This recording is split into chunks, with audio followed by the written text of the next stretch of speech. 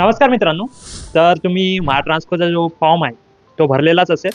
तरी पण आजपर्यंत म्हणजे आजची जर तारीख पाहिली तर आय थिंक 21 जुलै आहे. तर 21 जुलै आणि 9 ऑगस्टपर्यंत आपला महाट्रान्सफरचा फॉर्म फिलिंग चालू आहे. पण आतापर्यंत फक्त 25% स्टुडंटनीच हा फॉर्म भरलेला आहे. तर तुम्ही पण भरून घ्या. पण त्यापूर्वी जो आपण एक आधी व्हिडिओ बनवला होता की तुमची रँक किती असायला पाहिजे, त्याच्यामध्ये आता अपडेट झाली आहे SCBCचं रिझर्वेशन लागल्यामुळे. तर ते या व्हिडिओमध्ये आपण कव्हर करून घेऊ की आता नेमकी रँक तुमची किती हवी, जेणेकरून तुमचं सिलेक्शन होणार तुमच्या कॅटेगरी वाईज. तर ते आपण बघून घेऊ. पण त्यापूर्वी जे आता नवीन जे व्हॅकन्सीज आहे त्याला थोडंसं पाहून घेऊ, म्हणजे चेंजेस काय आहे तुमच्या पण लक्षात येऊन जाईल. तुम्ही बघितलं पण असेल, आपल्या चॅनलवर आपण शेअर केलेलं होतं. ट्रान्समिशनची गोष्ट करत आहे. तर SC मध्ये फक्त एक जागा वाढली आणि टोटल जागा आता 50 झाल्या आहे. NTD मध्ये पण एकच जागा वाढली आहे आणि टोटल 7 जागा झाल्या आहे. OBC मध्ये 6 जागा वाढल्या आणि टोटल आता 91 जागा झाल्या आहे. SCBC मध्ये तेच 42 जागा भेटल्या त्यांना पूर्ण नवीनच. आणि EWS मध्ये 3 जागा वाढल्या, त्यामुळे आता टोटल EWS 42 झाले आहे. ओपनची जर गोष्ट केली जाईल तर ओपनमध्ये पहिले 138 होत्या जागा, आता -25 झाल्या, त्यामुळे 113 जागा झाल्या आहे. तर तुम्ही हे सगळं बघू शकता तुमच्या स्क्रीनवर. तर अशा प्रकारे चेंजेस झालेले आहे. आता टोटल जर पाहिलं आपण तर 390 आधीच्या जागा होत्या, पण आता 29 त्याच्यामध्ये ॲड ऑन झालेल्या आहे. 29 तर 419 एवढ्या नवीन व्हॅकन्सीज आहे. 419 हे झालं की नवीन जागा कोणत्या याच्यात किती वाढल्या त्याविषयी. आता खऱ्या ज्याची तुम्ही वाट बघत आहे त्या टॉपिकवर येऊ की आता रँकमध्ये किती डिफरन्स आहे, की तुमचं म्हणजे सिलेक्शनसाठी शुअर शॉट सिलेक्शनसाठी किती रँक पाहिजे ते आपण पाहून घेऊ. पण त्यापूर्वी जर तुम्ही या चॅनलवर नवीन असाल तर नक्कीच चॅनलला सबस्क्राईब करून घ्या आणि त्या बेल आयकॉनला पण टॅप करून घ्या, जेणेकरून तुम्हाला नवीन नोटिफिकेशन येत राहील, नवीन व्हिडिओ तुम्ही पाहत राहाल आणि मला सपोर्ट भेटत जाईल आणि मोटिवेशन पण भेटत जाईल. तर चला तर मित्रांनो, तर शुअर शॉट सिलेक्शनमध्ये कसं राहते की तुम्ही कोणत्या कॅटेगरीमध्ये येत असाल, सपोज OBC मध्ये येत असाल, पण तुम्ही मस्त चांगला अभ्यास केला आणि तुम्ही ओपनमध्ये चालले गेले, तर त्यामुळे बाकी जे अनरिझर्व कॅटेगरीमध्ये जाऊ शकता, जे रिझर्व कॅटेगरीमध्ये आहे. तर जे पण रिझर्व कॅटेगरीमधले आहे ते अनरिझर्वमध्ये जाऊ शकता, ओपनमध्ये जाऊ शकतात.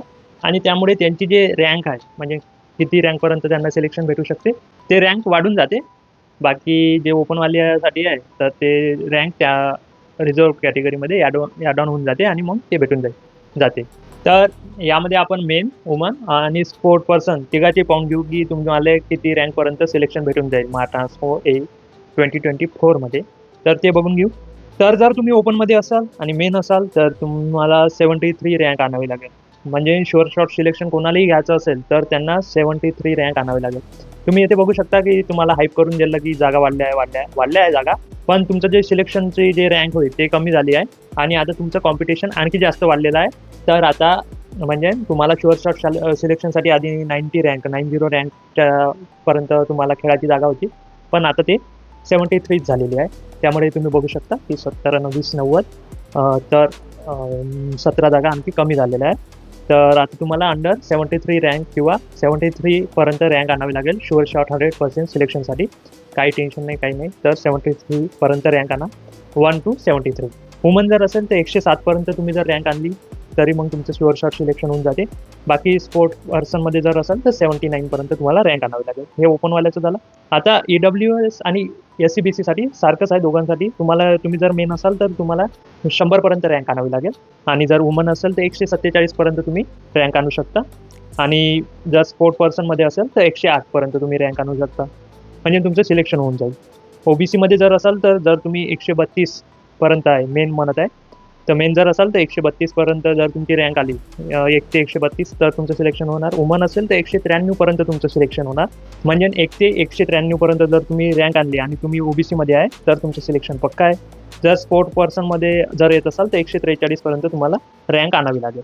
मग SBC मध्ये तुम्हाला 76 पर्यंत रँक आणावं लागेल मेन जर असाल तर. आणि जर तुम्ही वुमनमध्ये असाल तर 112 पर्यंत तुमचं सिलेक्शन होऊन जाईल रँक आली तर.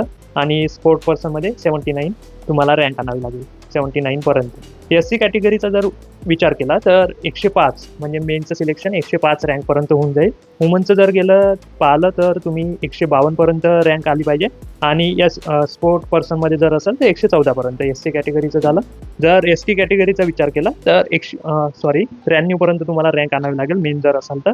वुमन जर असेल तर 137 पर्यंत तुमचं सिलेक्शन होऊन जाईल आणि स्पोर्ट पर्सन जर असाल तर 101 पर्यंत. हे मी रँक सांगत आहे, तुम्ही मार्क्स सोबत कन्फ्यूज नका करू याला. व्हीजे कॅटेगरी जर असेल तुमची तर मेन 81 पर्यंत त्यांचं सिलेक्शन होऊन जाईल. वुमन असेल तर 119 पर्यंत आणि स्पोर्ट पर्सन जर असेल तर 93 पर्यंत सिलेक्शन होऊन जाईल. 93 पर्यंत रँक असेल तर. NTB जर कॅटेगरी असेल तुमची तर 79 मेनसाठी रँक पाहिजे. वुमनसाठी 116 रँक पाहिजे आणि स्पोर्ट पर्सनमध्ये 86 रँक पाहिजे. आता कोण राहिलं NTC मेन असेल तर 82 पर्यंत तुम्हाला रँक आणावे लागेल. वुमन असेल तर 120 पर्यंत रँक आणावे लागेल आणि स्पोर्ट पर्सन असेल तर 89 पर्यंत रँक आणावे लागेल. आता लास्ट आहे NTD. ते जर मेनमध्ये असेल तर 78 रँक आणावी लागेल. 1 to 78 पर्यंत त्यांचं सिलेक्शन होऊन जाईल. वुमन असेल तर 114 आणि स्पोर्ट पर्सन असेल तर 79. तर हे सगळं झालं आहे. सगळ्या ज्या कॅटेगरीज आहे ते आपण घेतले आहे. जर मेनमध्ये पाहिलं तर तेच आहे. ओपनमध्ये आता जागा कमी आहे तर तुम्हाला अंडर 73 रँक आणावी लागेल किंवा अप टू 73 म्हणू शकता. आणि सगळ्यात जास्त इथे कोणी खेळू शकते तर पुन्हा OBC वालेच आहे मेनमध्ये. तर यांच्यासाठी स्पॅन खूप मोठा आहे. 132 पर्यंत रँक आली तरी सिलेक्शन होऊन जाईल. वुमनमध्ये जर तुम्ही पाहिलं तर याच्यामध्ये ओपन वुमन जर असेल तर तुम्हाला 107 पर्यंत रँक आणावी लागेल. तर तुमचे चान्सेस कमी आहे. आणि याच्यात जर सगळ्यात जास्त फायदा कोणाला होत असेल तर ते पण OBC वालेच वुमन आहे, ज्यांना 193 अप टू 193 जर त्यांची रँक आली तर त्यांचं सिलेक्शन होऊन जाईल. स्पोर्ट पर्सनमध्ये जर पाहिलं तर यामध्ये पण ओपन आणि SBC वाल्यांना सगळ्यात कमी रँक म्हणजे 79 पर्यंत सिलेक्शन भेटून जाईल. जर सगळ्यात जास्त रँक जर पाहिली असेल तर याच्यातही पण OBCच आहे. तर OBC वाले जे कॅन्डिडेट्स आहेत तर त्यांचे रँक वाईज खूप जास्त स्पॅन आहे, त्यांना तेवढ्या याचे सिलेक्शन भेटू शकते.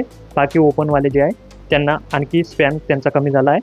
तर यामध्ये जे रिझर्व कॅटेगरीमधले आहे ते जर ओपनमध्ये गेले तर तेवढ्या रँकपर्यंत त्यांचं सिलेक्शन होऊ शकतं. तर हे सगळं आहे. तर आय होप तुम्हाला हा व्हिडिओ नक्कीच आवडला असेल आणि तुम्ही तुमच्या येथे जे रँक डिसाईड केली आहे त्या हिशोबानं तुम्ही अभ्यास केला पाहिजे. म्हणजे प्रॅक्टिकल वेने विचार करावा जेणेकरून तुमचं लवकरात लवकर सिलेक्शन होऊन जाईल.